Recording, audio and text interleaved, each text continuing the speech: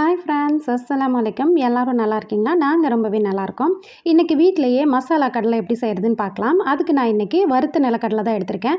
பச்சையில் தான் நம்ம எப்போவுமே செய்வோம். இன்றைக்கி வறுத்ததில் ட்ரை பண்ணலாம் அப்படின்ட்டு வறுத்த நிலக்கடலை எடுத்திருக்கேன். இது ஒரு 250 கிராம் எடுத்திருக்கேன். இதில் மிளகாய்த்தூள் ஒரு டேபிள் ஸ்பூன் சேர்த்துக்கலாம். காரத்துக்கு தகுந்த மாதிரி மஞ்சத்தூள் ஒரு 2 பிஞ்சு, பெப்பர் பவுடர் ஒரு 1/4 டீஸ்பூன், சோம்பு ஒரு கையில் வச்சு க்ரஷ் பண்ணிவிட்டு ஒரு 1/4 டீஸ்பூன் போல் சேர்த்துக்கோங்க. இது கூட கொஞ்சமாக பெருங்காயத்தூள், உப்பு தேவையான அளவு, கூடவே இஞ்சி பூண்டு பேஸ்ட்டு ஒரு 1/2 டீஸ்பூன் சேர்த்து நல்லா கை வச்சு மிக்ஸ் பண்ணிக்கோங்க. நல்லாவே ஒரு மிக்ஸ் கொடுத்துருங்க. இது கூட இப்போ நம்ம மாவு போட்டுக்கலாம்.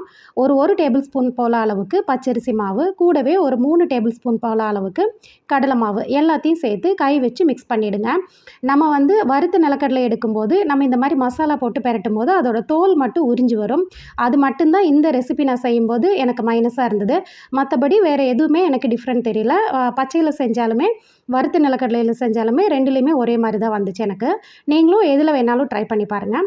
இந்த அளவுக்கு லைட்டாக பெரட்டி விட்டதுக்கப்புறம் ஒரு 2 டேபிள் ஸ்பூன் போல் அளவுக்கு தண்ணி தெளித்து விட்டுக்கோங்க. தெளிச்சுட்டு இந்த அளவுக்கு நீங்கள் பிசைஞ்சு எடுத்துக்கணும். ரொம்பவும் நீங்கள் தண்ணி சேர்க்கக்கூடாது, ரொம்ப திக்காகவும் போடக்கூடாது.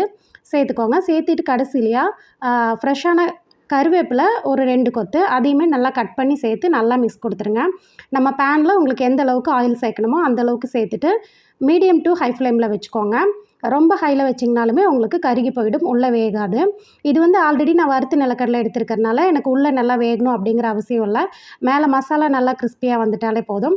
பாருங்கள், நான் ஒன்றா சேர்த்துக்கிறேன். ரொம்ப கட்டையாக போட்டுறாதீங்க. போட்ட உடனே நீங்கள் கரண்டி வச்சு நீங்கள் கட் பண்ணி விட்ட மாதிரி பண்ணிட்டாலுமே உங்களுக்கு ரொம்ப சூப்பராக வரும்.